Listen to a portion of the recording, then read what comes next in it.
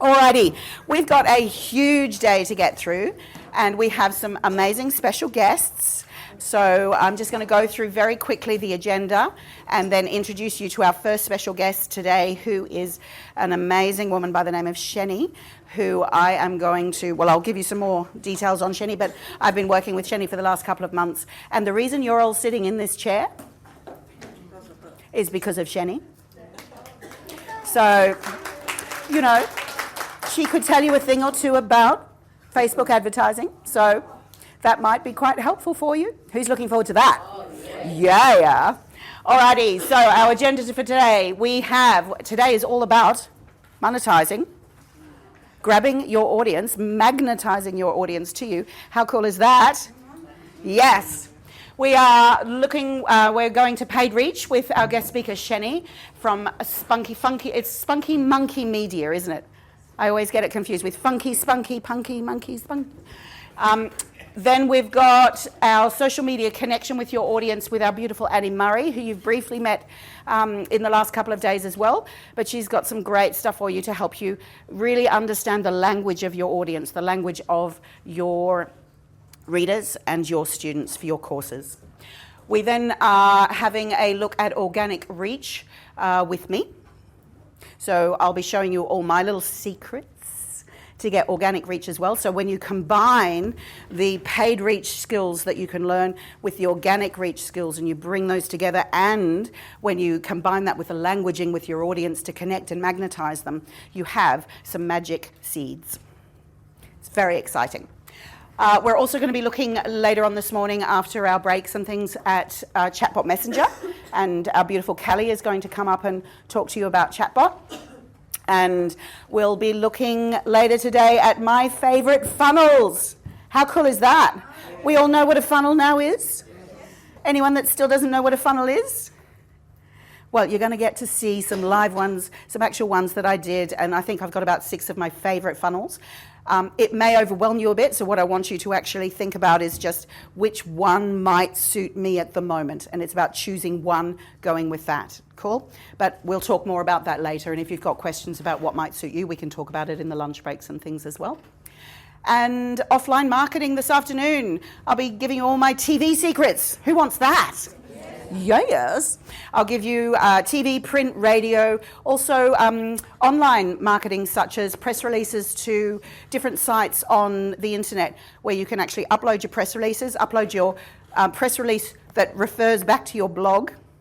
Then if your press release gets picked up internationally on these sites, then your blog can go off as well. How cool would that be?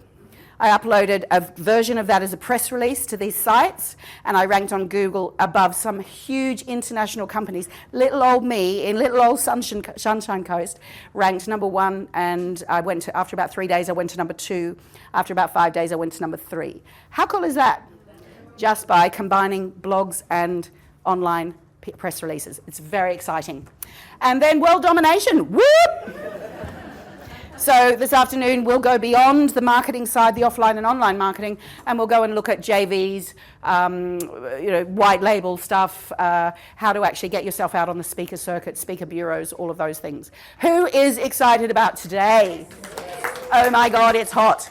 So I'm going to introduce you, after our little recap of what's been happening over the last couple of days, to our beautiful Sheni. So Sheni, I started working with Sheni only a couple of months ago. I was looking for, I'd spent a lot of money on Facebook advertising, and I was having reasonable results, but I knew I wasn't getting my demographic right. I knew that I could improve it. I also knew that my target market, that my reach wasn't as good as it could have been, and that I just needed some kind of guidance on that. And I put it out to the universe. I tried a couple of people. There was some crappy stuff coming back to me. And so I put it out to the universe, show me somebody that can help me and work a little bit more intimately with me as well, rather than, I got a quote in for something like, I asked somebody to manage this particular campaign and they were going to charge me $28,000. Like, crazy bananas, right? And I thought, well, that's nice, but I think I just want to learn a little bit more from somebody else first. And so I put it out to the universe, show me somebody who gets it, who really relates to it, who will understand my market and my message, and will be open to some one-on-one attention and stuff as well. And literally within a couple of hours, I saw an ad on Facebook for Funky Spunky Media. They were running a little workshop on the Sunshine Coast. They're not even from the Sunshine Coast. It just happened to be that next Monday. It was a Thursday. Oh my God, I had the Monday free. Oh my God. And so I went along to meet both Sheni and her business partner, Georgia. The two of them are just amazing. What inspired me a lot about them, and I talked about this with Sheni and with Georgia, is that Sheni and Georgia, they're kind of two different generations. Very similar, but they've come together in a business where you've got the youth. How old is Georgia? She's maybe 27, and Sheni's more mature, but not as mature as I am.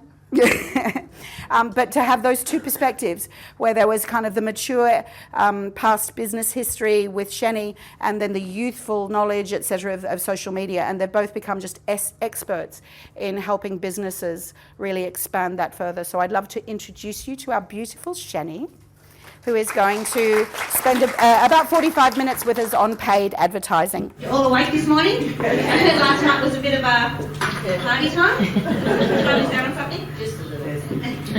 Oh, thank you so much.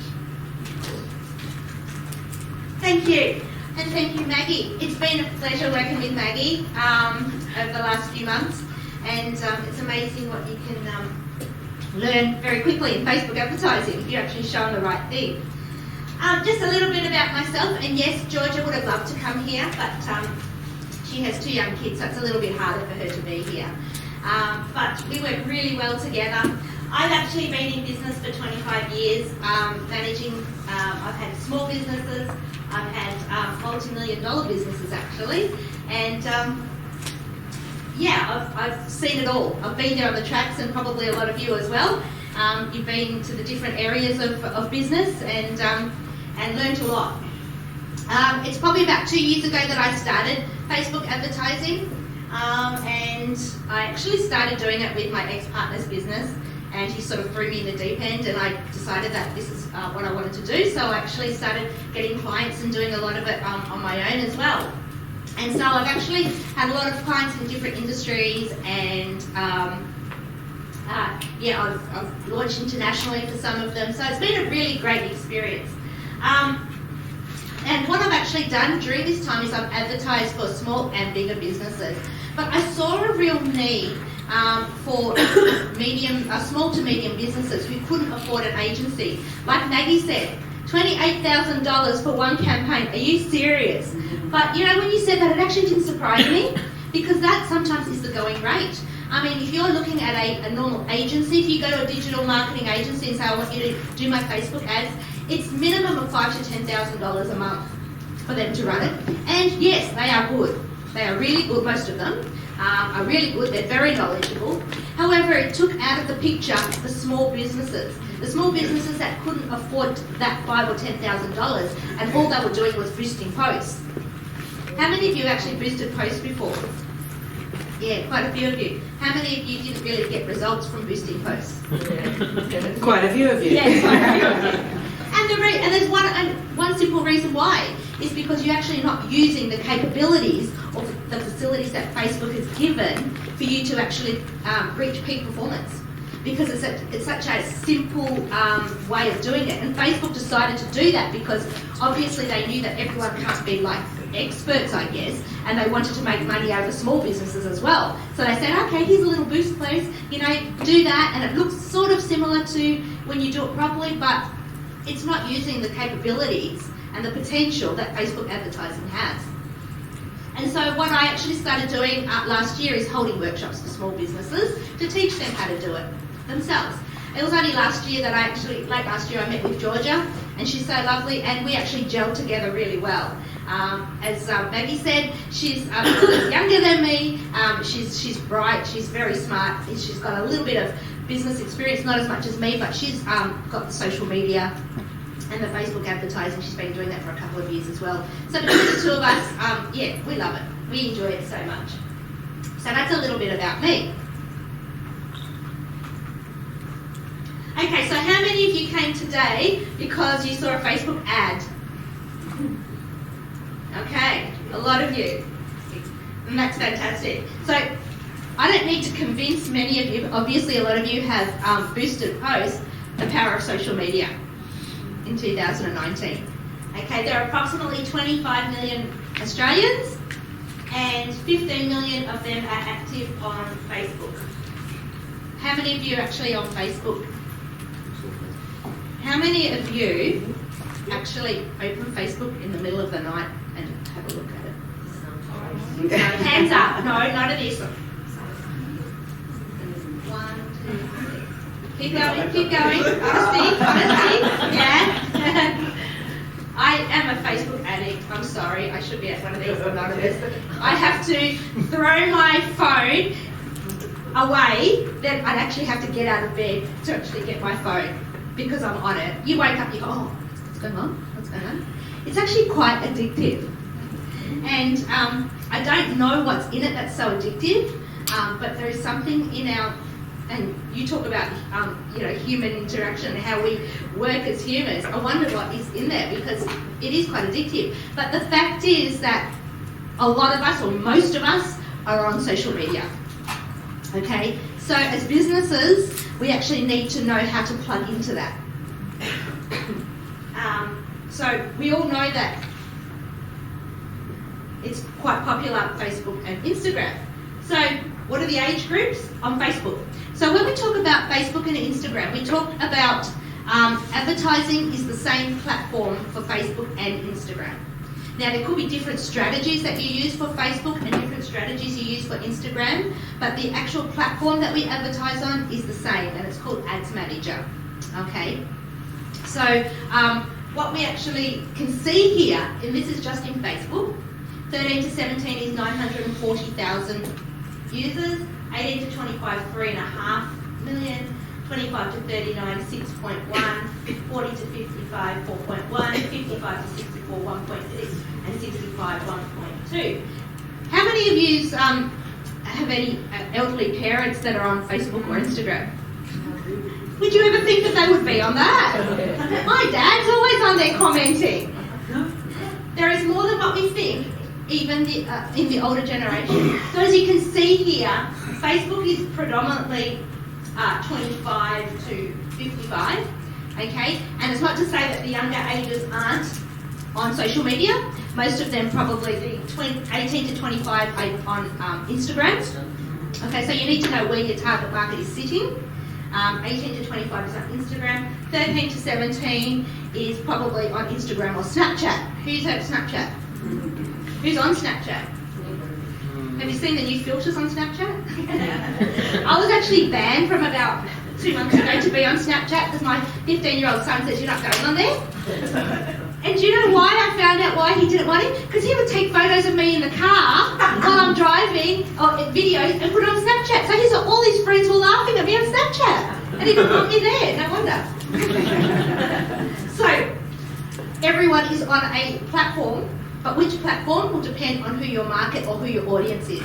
And as Annie's going to talk about, it's how you talk to them as well, because you will talk to a 13 to 17 or 18 to 25 differently to a 55-year-old. So when you're actually looking at your strategies, you need to do that.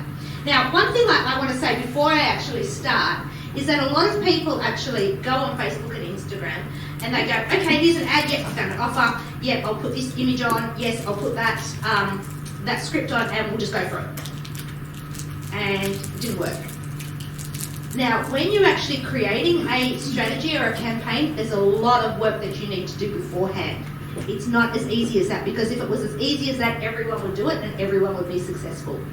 Okay, there's a complete strategy behind every single campaign that you see on Facebook that's successful. And that could be as quick as doing your website, making sure that people understand what you have to say, having your script talking to your audience properly, having your images correct, your videos correct, getting the right colouring in them all. There are so many little statistics and different things that you need to work on the way. So I would probably say that by the time I actually go and place the ad, that is probably the last 10% of my work. 90% is in preparation. So how many of you, when you boosted posts, have actually just gone and put the ad out and thought, oh yeah, that'll be good? And when you were going through it, you go, what audience will I was wanting? Oh yeah, that looks good. And you create the audience where you're doing it. Okay, so there is actually a strategy behind it. And I must applaud Maggie. When we worked together, Maggie did a lot of strategic foundational work. And that's why she came across so well and professional, and everything went really well. So there is a lot behind that. Now, I actually prepared this, and I know that you're going to be talking about a funnel later on, so Maggie, so I'll probably make this quite quick. But in Facebook advertising, part of your campaign is actually taking your customer through what we call a customer journey. Okay, so it's no use, let's equate it to normal every day. You don't go to a bar and you don't meet a guy and go, hi, will you marry me? Some people do. Depends how long you've been in the bar. What success do they get? Has anyone had success in that? Tell me, because I'm single now, I might be a strategy. No, I divorced the one I found in the bar. Okay, there you go. Okay, so no bar. Okay. So it's all about strategy, isn't it? There you go. Okay, so that's what we equate it to. You need to get to know your customer. Your customer needs to get to know you. Your customer or your audience needs to trust you. And you need to take them through a journey.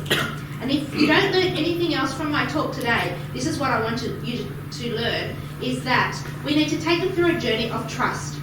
Because there are so many scams on Facebook and Instagram now, and there are so many people that don't trust people on Facebook and Instagram.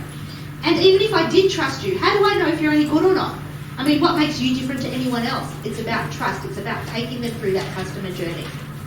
Okay, so what we actually use in Facebook advertising is a quick little strategy of funnel, which is about awareness. So the first step is awareness and saying, hi, I'm here.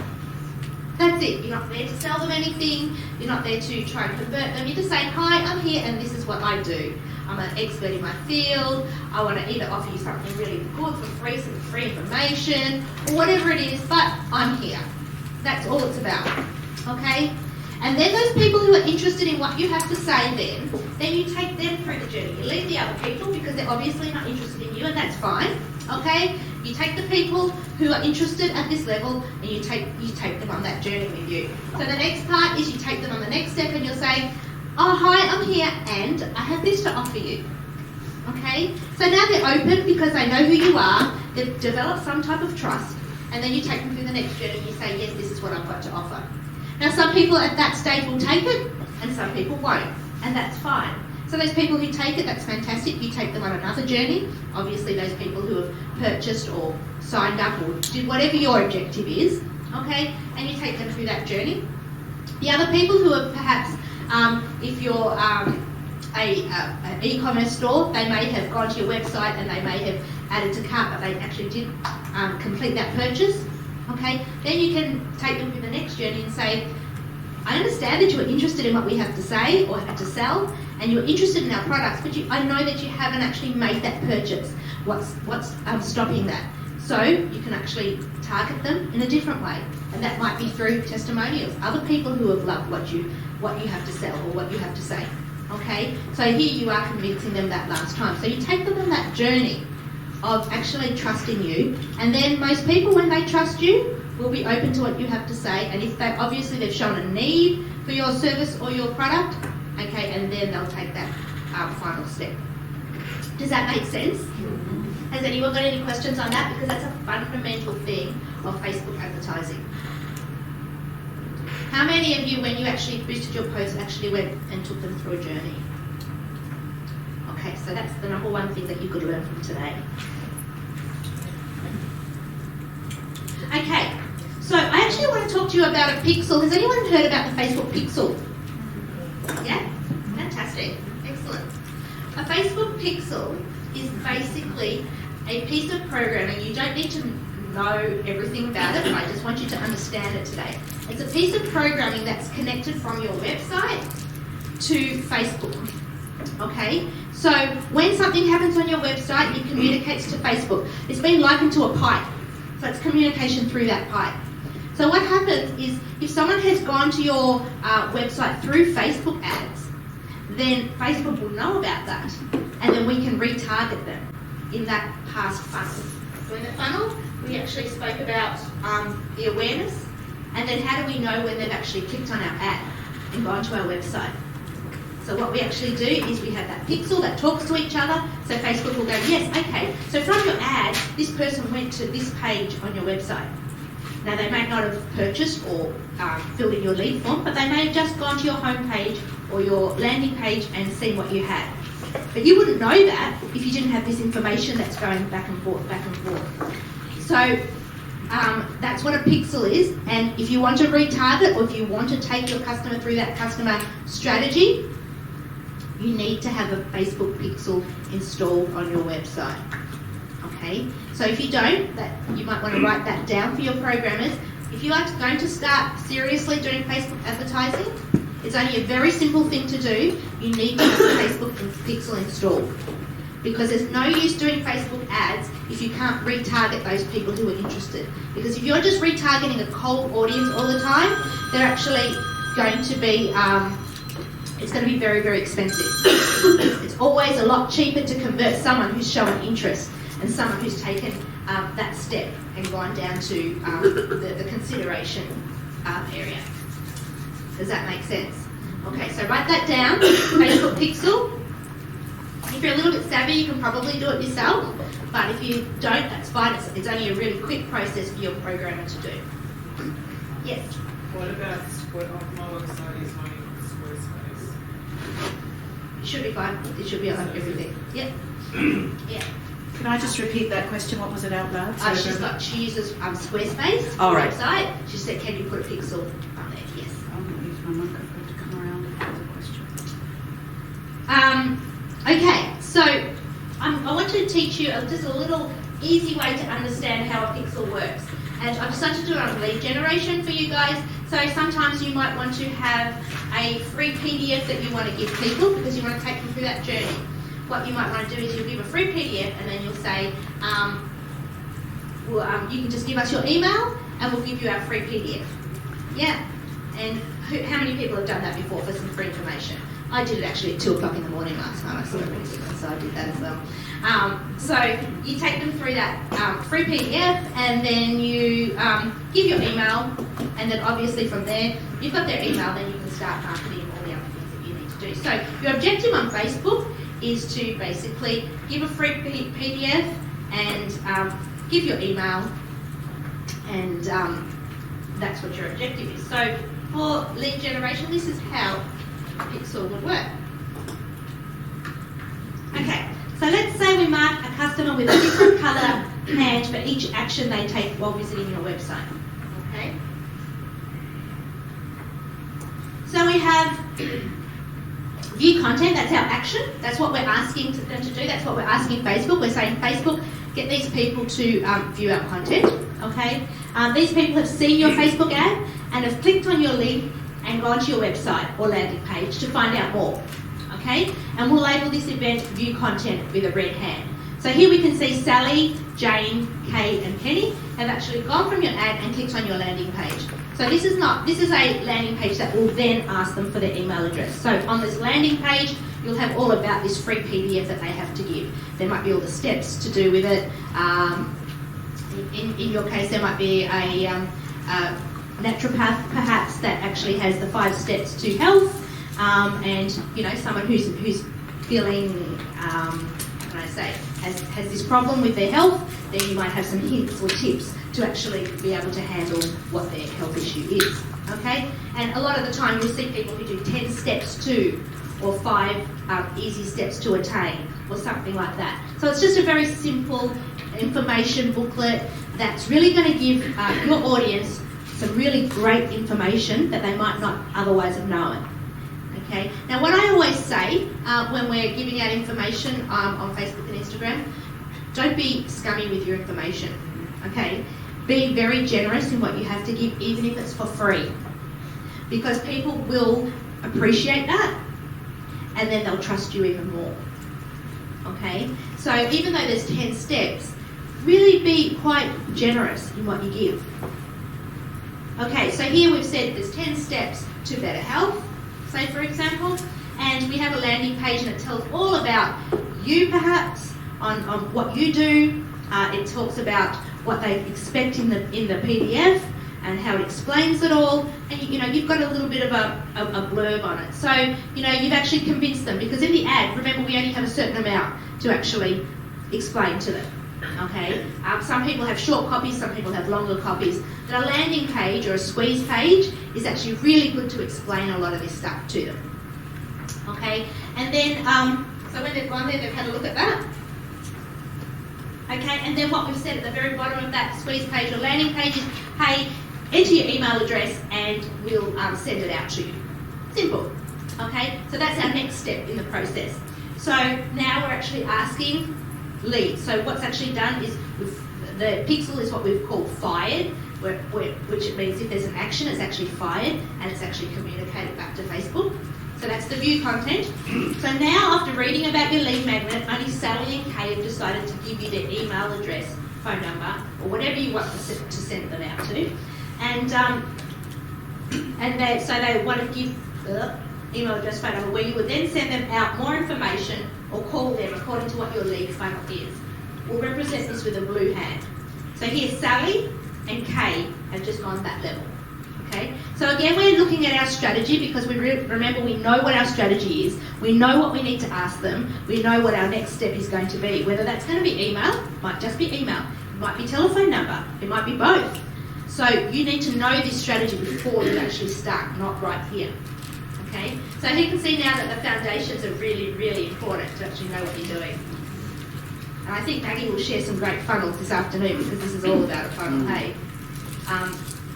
Okay, so here is our action lead. So only Kay and Sally have actually given their email or phone number. And that's triggered another pixel fire. And that's what we call about pixels. We fire the pixel. So now Facebook knows that these two people have actually put their email address in as well.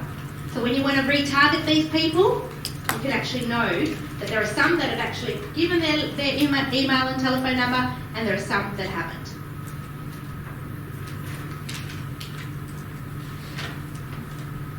Okay, so if we wanted to retarget people who have viewed content on our website, so people who have just gone to the landing page and stopped there, okay, we would have all four people, people who have actually just gone to our landing page, okay? So that would be Sally, Jane, Kay and Penny. So they've all gone to our landing page, irrespective of where they went further, they've all gone to our landing page. So you can actually retarget them with an ad that may say, hey, we saw that you're interested, but you actually didn't take any action. That's these people. However, you can exclude the people who have actually gone that next step further, which is if we wanted to retarget those that had provided their email, phone number through our ad, we would have Sally and Kay in our audience. Now, the great thing about Facebook ads is you can exclude people too. So in this funnel, what I would be doing is I would actually retarget people who have visited our landing page or viewed content, excluding people who have given their email. Okay, does that make sense? The power of Facebook, yeah? Yes. So I take it this information is in like the analytics in the back of Facebook. So we want to run a new campaign. Is that that's right? Because it's been communicated through that pixel. Okay. That's right. That's all gone. That's all gone back to Facebook. So all this information has gone back to Facebook. As I said, pixel your site. Pixel my site. Pixel your site. Okay. If you actually add in that plugin, it's as simple as getting a code from your actual pixel code from Facebook and putting it into that plugin. And so Pixel My Site is a plugin? It's called Pixel Your Site. Is that on your website or on Facebook? It's on your website. On your website. It's a plugin on your website. Okay? Pixel Your Site. It's a plugin. Yes, it's a plugin. Yes. And it's as simple, if you have that, it's as simple as actually just copying it's about a 20 number. 20 numbers that the Facebook pixel is included, and all you're doing is just copying it in there, and what that plugin does is it automatically puts that code onto each page that you have. If you want to add another page, it automatically gives that. So that makes it very, very, very simple for you. So you actually can do that by yourself. Okay, so what does this all mean? When we have a pixel installed on our website, we are able to retarget our customers at each event on our pixel. Okay? Each time a customer triggers an event on our website, this data is transferred to Facebook where we can create ads to target this particular audience at each event. Because a customer may trigger more than one event in the customer journey, we should always aim to target them at the relevant event with the relevant ad. So we need to talk to the people in the right way. Okay? So now you can actually understand about the funnel. And people who actually don't use retargeting are actually losing out on about 70% of the business that they can actually get. That's a lot, because selling to a cold audience is a lot harder than selling to a warm or a hot audience. Okay, so your return will be a lot smaller on that one audience compared to if you have different audiences down there. So that's where it all talks about the funnel. It talks about, or what we teach is the funnel. We teach about foundations of getting your strategy right. Remember I said when you actually place the information in Ads Manager, when you go, okay, this is the image that I want to use, this is the script I want to use, that's only 10% of the work. The other 90% is actually in strategizing and setting out your foundations. And what we also want to do in this process is to test. What you think your client might want, your offer, your image, might not be what they want. It might not be what they resonate. We think we know our customers, but we always let the audience tell us what actually they want, what is resonating with our audience. And we do this through the analytics of Facebook. Okay. So for you that are just boosted posts, you may not have had a look at your analytics, and your analytics is the data that Facebook will give us based on the ad. And it's a powerful amount of information that they give you. So if you learn how to read those analytics, you'll know exactly what to do with your ad. You'll know exactly if people are liking your image or not. You'll know exactly if they like that image or that video or that image better. They'll know exactly if they like that wording better or that wording better. And you'll know exactly if they like that offer better or that offer better. Okay? So as you can see, if you're boosting posts, step back, learn properly what you need to learn how to strategically create a campaign and to actually go through that strategy, and you will have successful ads. So that's all I have to say. If anyone's got any other questions, I'm more than happy to answer. I think I've got about 2 or 3 minutes spare. Yeah, it's about 5 or so minutes, so if anyone's got questions, just put your hand up and I'll bring the mic around. Don't be scared. Thank you. I don't need that. Yes, you do. We need it for them. Oh, of course you do, sorry.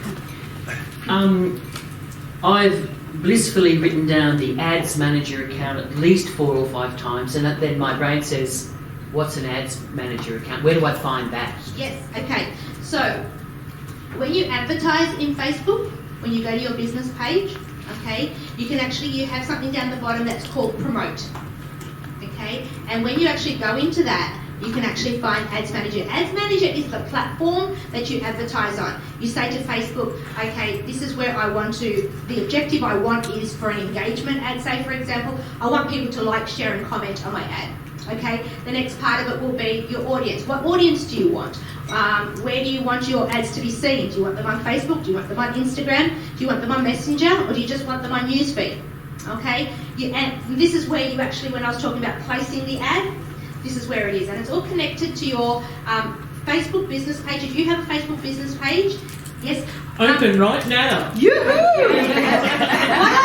to dampen it all, when you do an ad, I wouldn't do it on your phone, okay, because it's very expensive, but you can have a look. There's something called, I think it's called Ads, an app on your phone called Ads, and you can have a look at your data, but that's all I would be doing is having a look at your data. Do it on your desktop. Okay, but yes, when you have a business page, it will allow you to actually promote your page.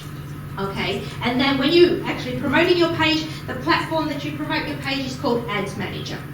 Okay, now just to complicate something a little bit further, if you want to do a little bit more, there are more features in what we call Business Manager. Ads Manager is the platform that you actually advertise on. Business Manager is like another program that Facebook gives, where Ads Manager also lives in there. Okay, and it just gives you more capabilities or more options when you're actually advertising. And what I say to people in my classes is, I I would suggest that you go to Business Manager, but if you are just starting, you can only have one ad account, so you can only have one business that you're doing it with. Use Ads Manager in the beginning, okay, but think about it that you'll need to go to Business Manager later. And I think Business Manager is really useful when you get to the stage where you might have somebody doing your ads for you. Yes. You need a Business Manager account so that they can have access to your account to do that. That's right. You can only have one ad account and one business, and that's it. So if you want anyone else to have a look at your ads, you actually need to give them your personal password. And that's what you don't want to do that. So if you have Business Manager, you can give other people access to it, even if it's someone in your organisation. Okay, it doesn't have to be an agency or someone external. Even someone in your organisation can't see those statistics. You have to give them your password, which is against Facebook terms of service anyway. Okay, so ultimately I would definitely go into that. I'd just like to know a little bit more about advertising through Messenger. Is that connected to your chatbot? Yes, you can advertise through Ads Manager to Messenger, and you would link your chatbot onto that. And I think someone this afternoon is going to be talking about bots. Yeah, so I'll leave that to her to the things. But yes, you can do that. Thanks. If I've got someone doing my advertising for me already, they're obviously doing that retargeting and everything like that, but I don't know whether I have that thing set up on my website and they've set up my ad manager, like I can access Ads Manager. Mm-hmm. So do I need to do anything else, or if I want to sort of understand it more, because I'm just happy to just let them do it for me. They do my posts for me on Facebook and everything like that as well, and do my ads. But I can see what ads they've run and I get the emails. But if they're doing that retargeting, I must have that thing set up on my website to actually... Yeah, definitely. Because I don't know whether I had that set up. I don't know whether they asked me to or whether... Yeah. No, if they would be doing Facebook retargeting, they definitely would have the pixel. It's quite a simple thing that, you know, a lot of beginners don't know about it. But if you have an agency doing it for you, they definitely would have it on there. Okay. Because it wouldn't work. Your retargeting wouldn't work because it doesn't know who to talk to. Yeah, okay. So- And they've told me that in their strategy they're going to be doing retargeting. Totally, yeah, no, I would be pretty sure. But what I actually, it's actually funny because I had a guy at my workshop in Melbourne last time who actually has an agency that does his work for him as well. But I actually taught him how to actually analyse the data. Okay, so when he actually went in there, he was actually able to see on what they were doing and whether he could suggest some things or whether they're actually doing a good job or not, because a lot of people blindly give their advertising campaigns and their budgets and everything to these agencies. And, you know, 99% of them are fantastic. Don't get me wrong, I'm not bagging them or anything like that, but I believe that you as a business owner need to know what they're doing and what figures they're putting out and whether that's acceptable to you or not, and even some changes. So when I was actually teaching him at that workshop, by the end of the workshop, he was like off on his land. You know, I'm going, hey, can we do this? No. He was analysing the data as soon as I taught him. And he goes, you know what, they should have turned that one off 3 weeks ago. Yeah, and that's what I'm also thinking about, Yeah, Perfect. exactly. Thanks. And there is a way, Shani, where you can actually check if your pixel, if you want to check if your pixel is working, isn't it? There is a program that you can actually download. It's called, I think it's Pixel Your Helper. What? Pixel Helper. It's a Google program, so it's on your Google. You can actually see from there the pixel that's involved with your website or any website on the internet. If you just click on the little button when the Pixel Helper comes up on the top bar, Yes. and it will open up and it'll say one pixel activated. It'll say your Pixel ID and it'll have all of that as well. But I guarantee you, if they're doing the retargeting, you'll have it on there. Do I get trolls on advertising? Not usually, no. Oh yes, definitely. With your audience, when you have a cold audience, yes, it's going out to people, but the thing is Facebook's pretty good with its algorithm in finding the right people that you've actually asked it to find, right? It's not going to find trolls because obviously their behaviour, what they like, share, what they comment and everything like that is not similar to what you're actually asking. Because remember, trolls will be very ad hoc. Right? The people that Facebook are finding to actually present your ad to are very defined people. Remember, they know a lot about us. They know what we like, share, comment, who our family is. They know all about us, okay? And they know our characteristics of what we're actually clicking on there. So the likelihood of getting a troll actually commenting on your post is very, very rare. You may get competitors, okay? Because obviously competitors are liking and sharing the same things as what you're actually asking people to do that. But that can be positive as well. I've had competitors that have come onto my website, onto our page and said, oh, why don't they just get an agency? Why do you go teach them? You know, that's a waste of money, blah, blah, blah. Well, I actually responded back. And I said, well, because, you know, we want to empower small businesses to actually be able to do it themselves and everything. So a negative comment can always be turned into a positive in the way that you answer it. Okay, and when we talk about social proof, just because it's negative doesn't mean that it's negative for everyone, because when people see the way that you answer the questions, they'll have more respect and more trust for you. Exactly. Actually, on this campaign, I had a competitor post on one of my ads, actually about 4 or 5 days before the workshop, and just say, sorry, I have to decline your invitation because I'd be teaching you. And every cell in my wise body wanted to slap him. But you just have to take a deep breath and go... well, I actually took a deep breath and just paused for about a half a day and thought, I'm not going to respond. Yeah. And then I just responded, thank you for your input, wishing you the best day. Is he and from Sydney? No. I think he was Brisbane, actually. I think he was Brisbane. And then about half an hour later or whatever, I just banned him from my page because I don't want that kind of negativity on my page. Whether he can or not, whether he does what I do or not, it doesn't matter. We're different energies, and I wouldn't work in that energy, in that space. I wouldn't be doing that. So I had someone who started criticising, I think, the name of our, like, Spunky Monkey Media, and or was it an image or something like that, and I just said, oh, well, it must have worked because it stopped you. Anyway, thank you so much for your time. Thank you so much. And I will be in touch with you in the next couple of days as well with a big special thank you. So, one more time, thank you, Shane.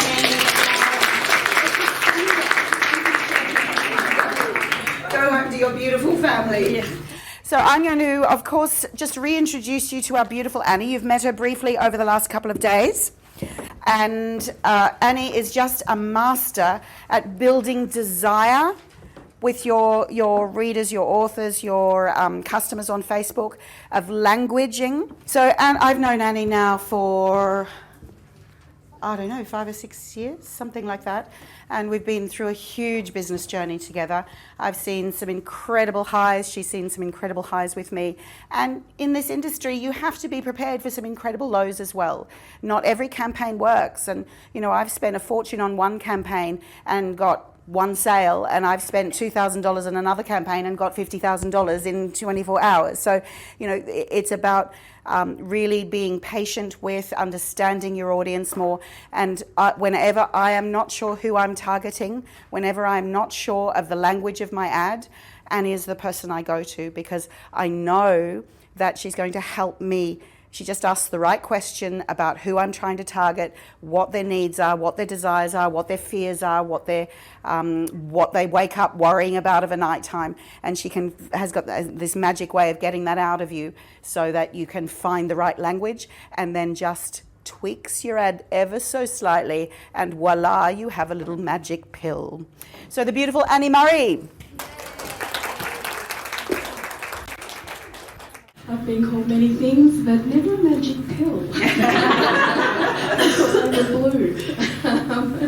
Okay, so I am Annie Murray, and I just want to first of all say, Maggie, you having an incredible 3 days for these women. So I just want to show some love and gratitude for our beautiful Maggie. And to our beautiful men in the room as well. We love you. Alrighty, so I want to start today by, I kind of put our love back into our businesses, because we get caught up in the trying to please everyone and do everything, and we wear so many hats, that if we can bring it back to our heart, that's when things start working. So I want to tell you a little story about Claire. Now, Claire was in New York with her sister Loretta, and they were from Ocean Grove and Brisbane, and they'd gone to New York to go to an event, and there was about 30 Australians at the event. So one evening they were all sitting in a restaurant, and there was a table of 30 Australians in this restaurant in the middle of New York. And Loretta turned to Claire, her sister, And she said, Claire, you're almost 50, what are you going to do? And Claire said, I think I need to find my beautiful. And with that, Loretta said, wow. She knew what she was talking about immediately. And then Claire looked back at Loretta and she said, and I think you need to come with me and do it too. And with that, Loretta burst into tears.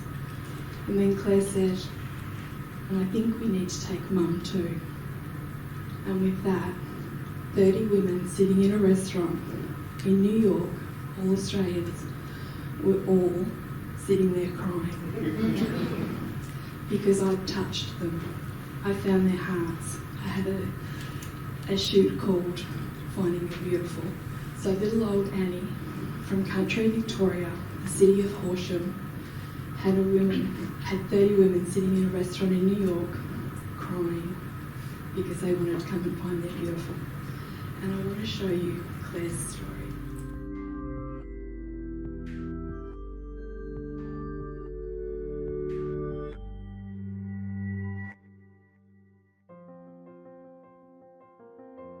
So Pops, we're off for a photo shoot today.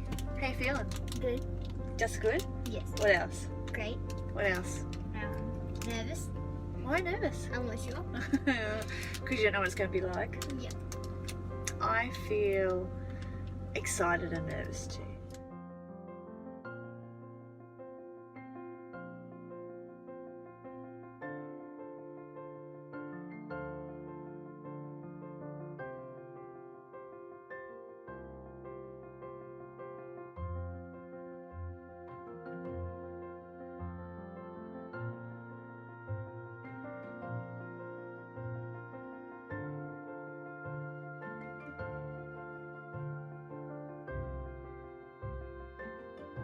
The most lovely thing about today was seeing Mum more than just a grey-haired old lady. I mean, she's lively and she's happy and active, but she's never in the spotlight and she's never wanted to ask for anything. So it was really nice to see her receive today. It's going to be lovely to have some photos that are more than just Mum in a, I was going to say more than just Mum in a cardigan, but like she has got photos taken today in a cardigan, but they have beautiful sequins on them. It's her cardigan, which she hardly ever wears, and she had a beautiful story about where she got it. She bought it with her sister, who died, you know, numbers of years ago now. So I'm so glad that she's going to have a photo in that cardigan. Mum's a woman. She's more than just Mum. She's a woman who for the first time in 58 years is independent and single. She's a woman who has a beautiful loving family around her. She is creative and funny and energetic and athletic and beautiful. I think I got to see Mum as a woman today, not just as mother and grandmother and Anzac biscuit maker. I think that's what I'm going to remember about today, seeing Mum as woman. And I got to see Claire just before her 50th birthday really see herself, see the dynamic, beautiful woman that she is, strong, independent. There's a photo, she sort of got one eyebrow raised just ever so slightly, and it's so clear, that mix of soft and strong. So Pops came along and had the most beautiful day, dancing around in tulle and having her hair done and just playing. It was just beautiful, and she is just so beautiful, and Annie allowed her just to shine in front of the camera.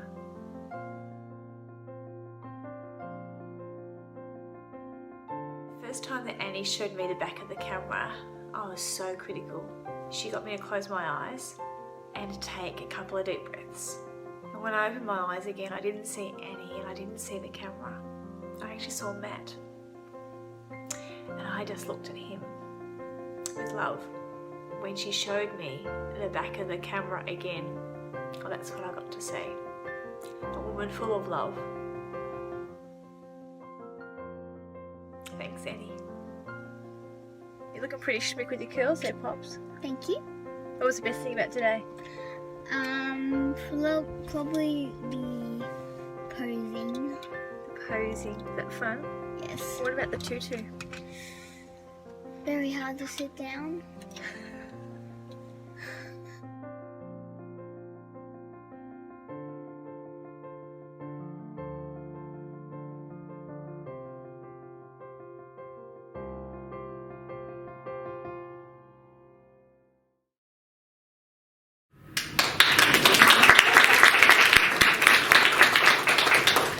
How many of you have got your phone in front of you? I want you to pick it up and turn on the light.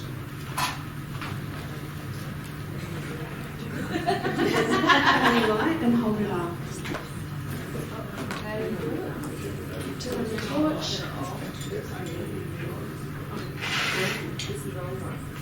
And this is how I want you to think every time you go to post on Facebook.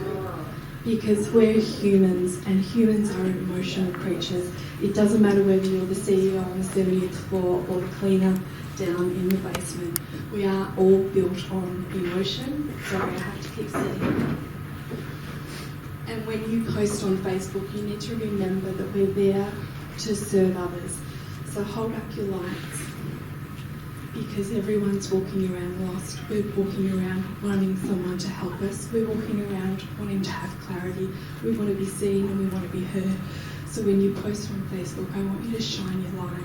Shine your light brightly. Become a beacon of hope for people. Give them a reason to follow you, and they will. Like we should be singing Kumbaya or something. So people are looking for you. Okay, so if you're caught in fear, if you're caught in what if I'm not good enough, if you're caught in any of that about you, you're not shining your light bright. They cannot find you if you're caught in fear. So think about the people that you're not helping. Every time you feel doubt, every time you feel that you can't do it, believe me, you absolutely can. So who thought that was great marketing? I made probably $80,000 to $100,000 just from the bookings from that video. Wow. I put about $50 behind it just to get it out to a few more people, but thousands of people saw it in Geelong, and it's probably maybe more money than that, but just direct bookings from that. Yeah. So yesterday you said things like not good enough. There was fear about money, the technical stuff, the judgment, the self-sabotage, the shiny object syndrome, and the fear of failing. And every time you come up with one of those thoughts, I want you to take the focus of trying to sell something to someone, hoping someone will buy it, to helping them. Because if we're caught up in the thoughts about our own needs, we're not turning up for the people that need our help. Okay? So flicking a switch, we just start helping people get what they really want. So whatever you're offering, think about those who want it. So today's agenda, I want to give you some confidence where there was some fear, some clarity where there was some confusion, and a clear step-by-step path to follow. You all know I'm Annie. I'm obviously a photographer, born and bred in the photo industry. My dad's a photographer, my sister's a photographer, and I grew up behind the counter of a 1-hour photo store in little country town in Horsham, Central Victoria. I'll give you the really short version. Lots of things happened. I moved to Geelong. I fell in love with the beautiful Darren. We both moved to Geelong to start a new life together. 6 months after we moved in together, I needed shoulder surgery. I'd worn my shoulder out from lifting the camera up and down. Everything that could have gone wrong absolutely did. I spent the next 2.5 years unable to get out of bed. During that time, I broke my hip and stuff as well. I came back from that, just like Maggie, going, I can't do that again. I was working so hard in Horsham. I had a studio with 6 staff. I wore my marriage out. I wore my body out. I was broken spiritually, financially, chemically, every possible way. But I loved photography. I couldn't see me doing anything else. So I had to work out, how was I going to do this differently this time? So lo and behold, lots of things happened. I'm now totally addicted by Facebook, consumer and social behaviour. Why we do things and why we don't. Why do people buy and why they don't. Because if you can understand why they don't, you can then work on why they will. So, yes, I did write a book. And it's a good book. In 2015, the first little one was just a little lead magnet. And then last year, in January, I was writing a new webinar, and by the time I got to the end of the webinar, I realised it was ridiculously long. It was hours and hours. And I thought, holy shit, I've actually written a book. So I had no planning, no anything. I said to Maggie, I think I've written a book. She said, we'll find a great editor. Thank you. She said, send it to me. I went, no way. She might work out I'm stupid. So we have to work out how to run a business without killing ourselves. So I had 72 likes on my page. I'd never used Facebook before. I had a couple of posts that my staff had put up 2.5, 3 years ago, and nothing, not one post in between. And with one Facebook post, I booked myself out for a year, did over $200,000. Sorry, I still get speechless and pinch myself, because how did that happen? So that very first post went mini viral. I was asking women, was there just someone else in the world who felt like me? Because I looked in the mirror, and that 2.5 years that I'd spent in bed, I'd got fat. I'd gotten really fat. I'd put on 30 or 40 kilos. I'd thrown the scales away, so I've no idea still. And I was having a bit of a breakdown in front of the mirror before Maggie days. And I just wondered, and this thought changed my life, I wonder if anyone else feels like me. Surely I can't be the only person in the world who feels this way. So I put it on Facebook, because I didn't know you were meant to pretend that life was perfect. I said, does anyone else feel like me? I burst into tears, I threw my phone under the bed, got in the car and said to Darren, we're going to Safeway, I need chocolate. I wanted to put my before photo up, and my son said, Mum, please don't. Facebook's a really cruel place, they'll tear you to shreds. But I didn't want to ask other women if I could just find 5 people in Australia who would let me stand, with my camera, if they would be brave. Because who wants glamour shots by someone so fat? Like, who was going to come to me? It turns out my weight was the biggest gift. I got to connect with my perfect clients, and the rest is history. From those first 10 shoots, well, I actually ended up giving away 12 instead of 5. I generated $34,100 and booked myself out for the rest of the year. I had 350 people apply for those 5 positions. So while every other photographer in Australia and the world can't even give away a photo shoot, and they certainly can't charge any more than $250, you're doing really well if you get $800 for a shoot these days. Why was I booked out 12 months in advance, making a minimum of $3,500 for every single client, and not one person cared about price? Because how do you change? Like, you guys do this for a living. You change people's lives. You change the way they think. You change the way they feel about something. You make them fitter, healthier, stronger. How do you put a price on any of that? And if we can articulate that change that you make in their lives, you will make more money than you ever dreamed possible. We just need to give you a way to articulate that. Does that sound good? Is that something that you'd like? Yeah. Cool. Let's do that. So before I found my big message, life was really hard. Let's just put it that way. And I didn't really understand what great marketing was. I knew I needed to do it, but I didn't really know what it was.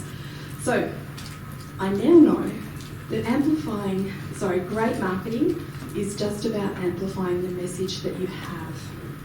That's it. To articulate how you can help somebody. It's nothing to do with who you are, what you do, or how you do it. Marketing is about articulating how you help them, because they only care about their results. It broke my heart to learn that people didn't care about me. I thought I was a great, interesting kind of gal. but no one cares. What we care about is how we can help, how they can get help, the help they need. My marketing message went from something very confusing, and over the years it's come down to 4 words: booked out, valued and paid. Because what does everyone, well, I'm sorry, you're not photographers, what do all photographers want? They want more clients, they want more money, they want more freedom, they want more And what choice. does every practitioner want? The same thing. When Maggie asked me to come, I said, but I've never spoken to anyone but photographers. And Annie. It's the same. So we have thousands and thousands of testimonials, as Maggie said the other day. We get incredible results, and we just get photographers out of their heads and into their hearts. So great marketing starts with your audience, never your product, okay? So when you think about posting on Facebook, this is what you're doing. You're standing up in front of these guys with a megaphone going, hello, you should buy my shit. Buy my shit? Buy my shit. I've got some shit to sell. You want to buy my shit? Hey, would you like my shit? You want some shit? Anyone take this on shit? No? No? But I'm great. I can do lots of stuff. You don't want my shit? Why do you want my shit? And then we go down. No one wants my shit. No one. What's that song? I think can't go any worms. Yeah. So what Facebook allows us to do is talk to her. Because she's one person that may want to give up smoking. She may want to find her beautiful. She wants the same thing. She might want the same thing as well. There might be 4 or 5 other people in that crowd who we don't need to pick up a megaphone to. We don't need to yell at them anymore. We can simply put an ad in front of them and go, hi, how you doing? What do you think about the weather today? How are you feeling? Now I'm not trying to buy my shit, trying to sell my shit. You might be interested in talking to me. People aren't on Facebook to buy our stuff. They're on Facebook for 3 reasons, and 3 reasons only. To be entertained, to feel an emotion, or to be educated. The 3 E's. That's it. Whether you're stalking an ex-boyfriend, whether you're... That's the only 3 reasons. They all boil down to the 3 E's. Entertain, educate, or to feel. You look at anything that's gone viral, it has always made you laugh or made you cry or made you angry. Emotion, emotion, emotion.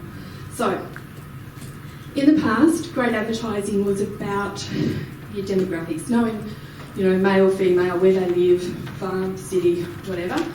But now it's really sexy. Great marketing has come so much further thanks to Facebook, and never before in the history of the world have we been able to get in front of people who think and feel. So now we get in front of people based on their behaviour. How does Facebook know that? Because they take notice of what we look at, what we click on, what behaviour we do. Do we keep scrolling or do we stop? They measure everything. So if you don't know what your market wants, you'll be playing a game, an endless game of pin the tail on the doctor. Oh my lordy! Show me the doctor. So I want to know what people are thinking and feeling, their wants and their desires.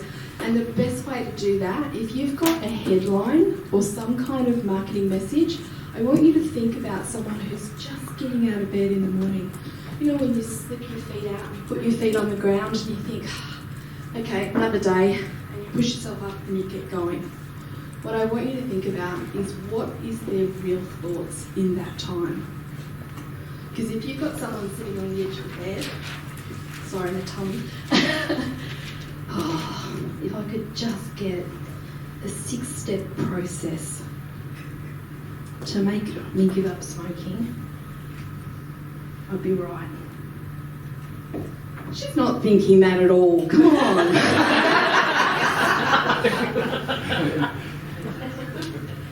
What she's really thinking is,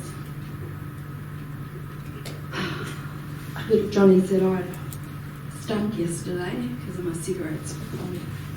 Or he said, Mum, you're going to be dead by the time I'm 20 if you don't give up smoking. What is she really thinking? That's how you connect to someone. That tiny little thought that she has, and it's always 7 levels deep. So, someone like me needs to lose weight. I know how to lose weight. I could write 15 books on the subject of losing weight, but I choose not to do any of it because that's a whole nother session.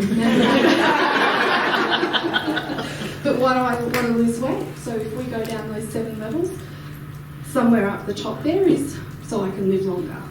That's obviously not motivating me. What's the next level? So I can be fitter, more active, things like that. What's the next level? So I can feel sexy and have better sex with my husband. I feel better about my body. What's the next level? I want to look great on the beach. I don't want to lose weight. I want to look great on the beach. And there's another level. There's always 7 levels that you need to understand from your client. Keep going down and down until you get to the real reason. Once you get to that 7th level down, the real reason, they will line up to throw money at you. Because no one understands how they feel except for you. Women would sit in a restaurant in New York and talk about finding they're beautiful. Women would fly from Sydney and Brisbane and Caboolture and Perth and Albany. Every month I had someone flying in from around Australia to have a photo shoot. How many photographers do you reckon there are in Australia? Thousands, millions if not. And yet they got on an aeroplane to come to me. You've got to know how people feel. So I was talking to my perfect client because I wondered if anyone knew, if anyone felt like I did. They connected to that because they thought that they were alone. Okay, so how do you get all those levels down? We do a process called client interviews, and this will be the most valuable thing you do in your lifetime. I do these interviews at least every 12 months, and if I'm stuck with my marketing message, if I have a campaign that doesn't work, I go straight back and interview more people because I'm not hearing them properly. Okay, so interviews should be easy. A normal conversation is, I'm preaching to the choir here. You guys are good at being quiet and listening, obviously. Photographers aren't. We think we've got the most incredible life and everyone wants to hear all of our details. Turns out not so. So interviews are really important that we don't share our stories back or they go on forever. We need to make it easy for people to tell us things. So we ask questions like, how long since you've maybe tried to solve the problem that you're solving, or been to a gym, or tried to give up smoking, whatever it is for you. How long since that? So you need to know, is it a monthly thing? Is it a yearly thing? Is it a decade thing? So you can then turn that language into posting, and I'll show you how to do that in a second.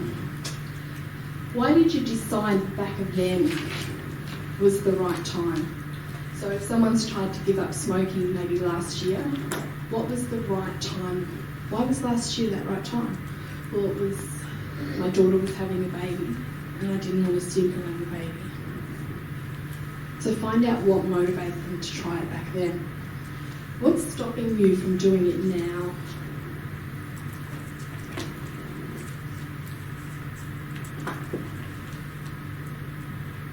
And listen to their answers. And we all know that they're bullshit. Well, my car broke down and, they're all excuses.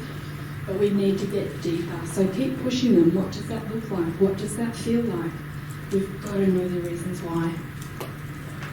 If you could put into words, what change would you want to see?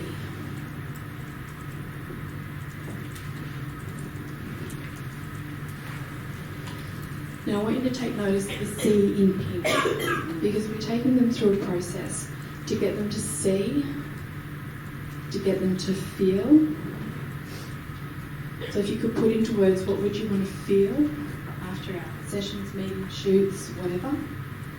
So to give you an example, photographers, our clients want to feel loved, connected, they want to see, a happy family, the perfect family. The unperfect family is probably more popular these days.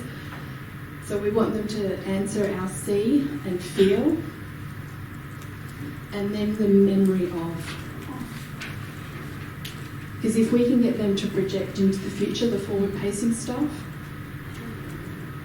we can get really... Those 3 questions alone will give you enough ammunition for your marketing for the next 12 months.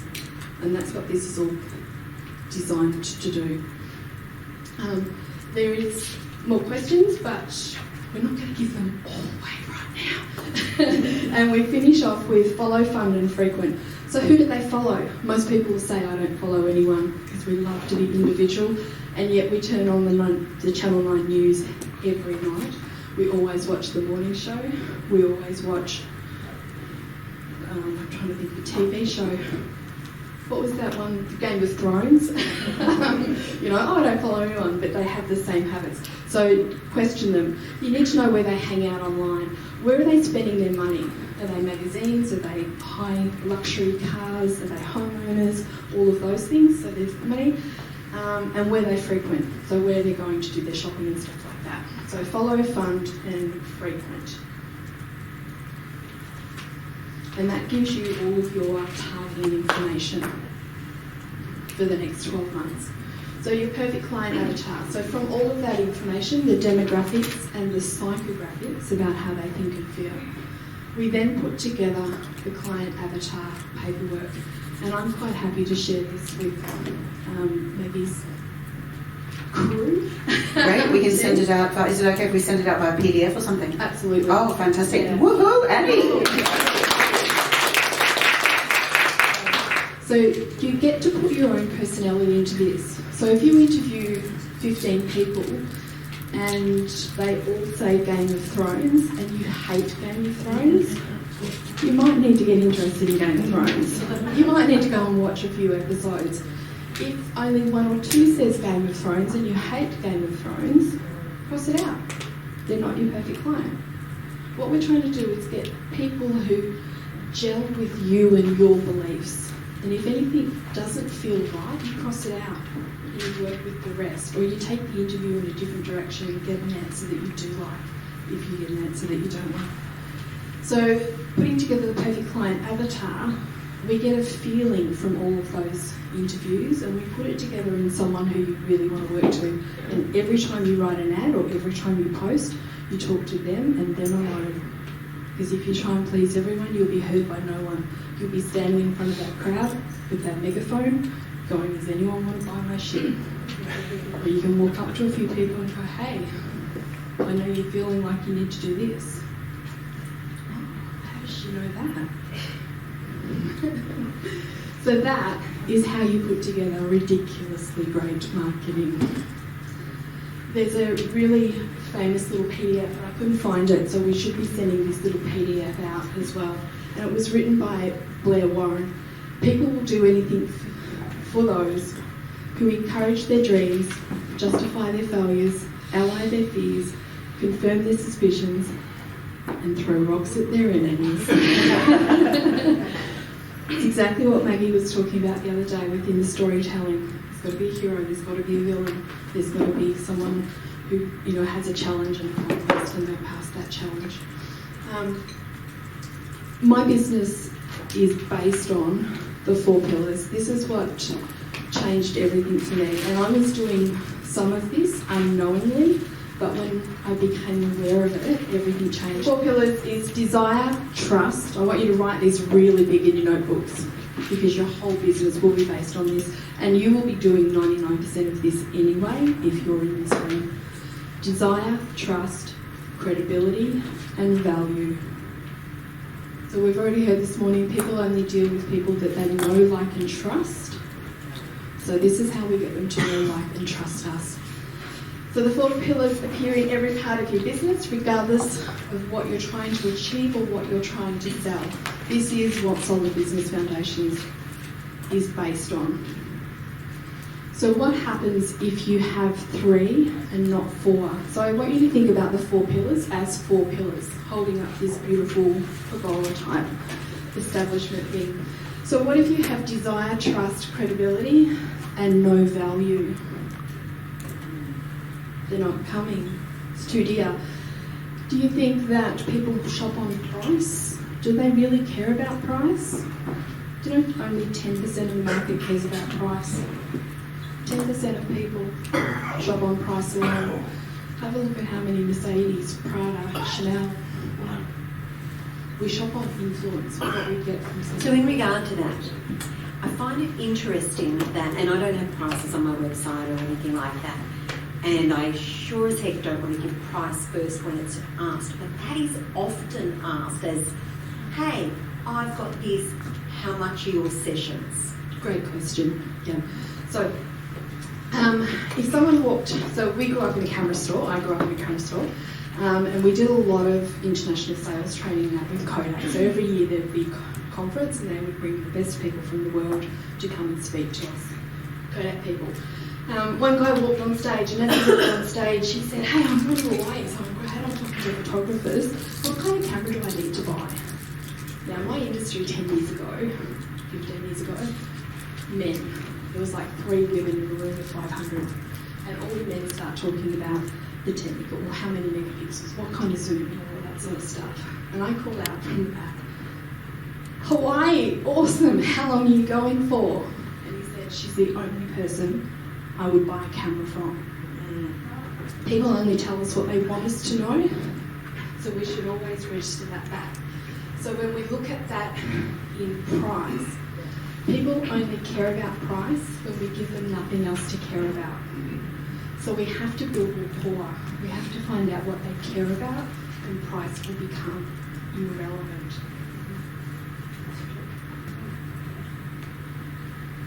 Say that again, please. People only care about price. People only care about price if you give them nothing else to care about. One of the best marketers on the planet, Mr. Seth Godin, that's one of his famous sayings. So we need to find out what they care about. The other reason people ask about price is they don't know what else to ask. So it's a safe thing, because I know I'm stupid when it comes to what you do.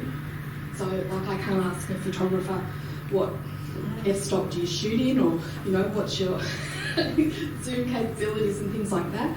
So I don't want that photographer to know that I'm stupid. So I'll ask about price because that's safe.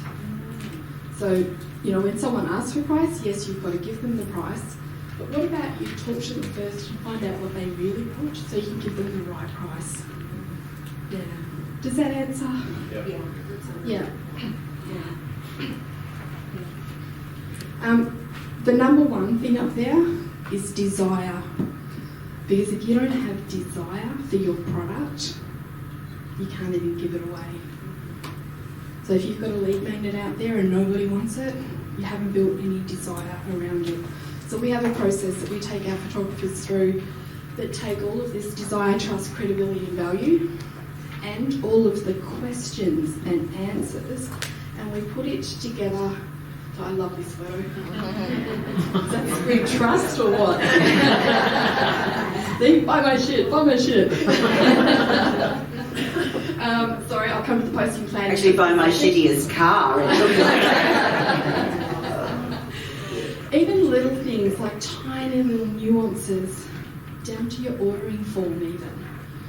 So if you went to an order form, ignore that for a minute, you're not seeing it, and you just saw that. It didn't have trust on it, obviously.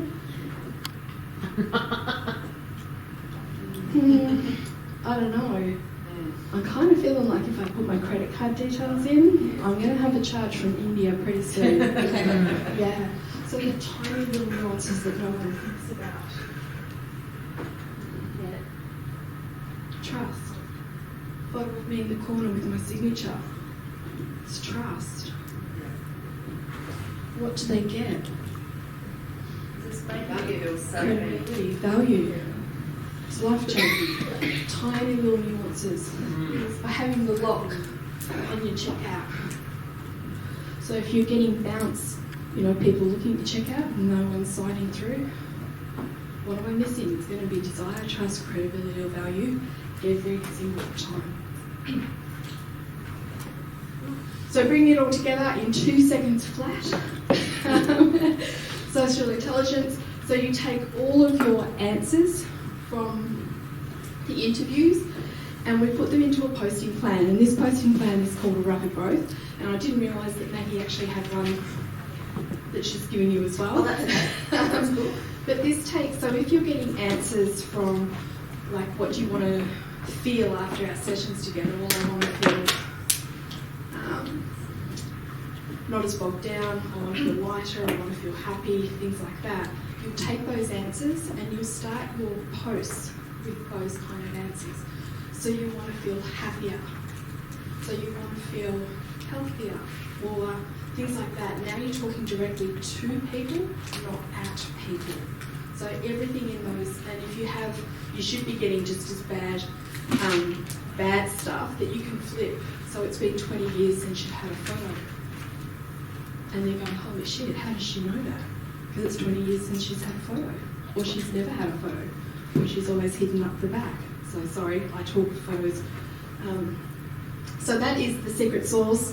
We combine that with a lot of questions about you, because people only buy from people that they know, like and trust. So we're talking 80% to our clients about them and entertaining them, having fun, all the rest. But we're also letting them know who we are. Because I'm not going to trust you with my brain if I don't know how you tick. Okay?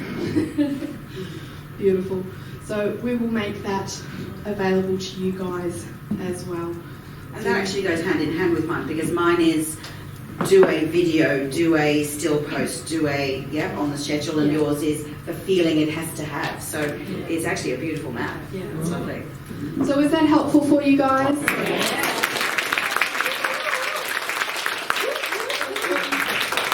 Questions during the break if you've got any questions.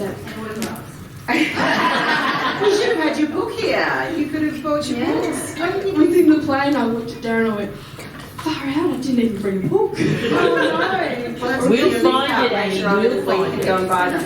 So another big round of applause for them.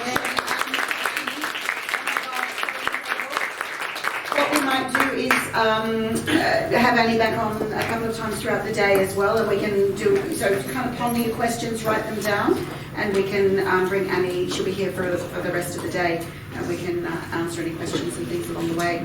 So thank you both. Shani, if you're still here, is she? Oh, she had to go. Amazing, just amazing. Do you see why she's one of my mentors? Yes. Hello. Oh my God. Thank you very much, people. Let's all have a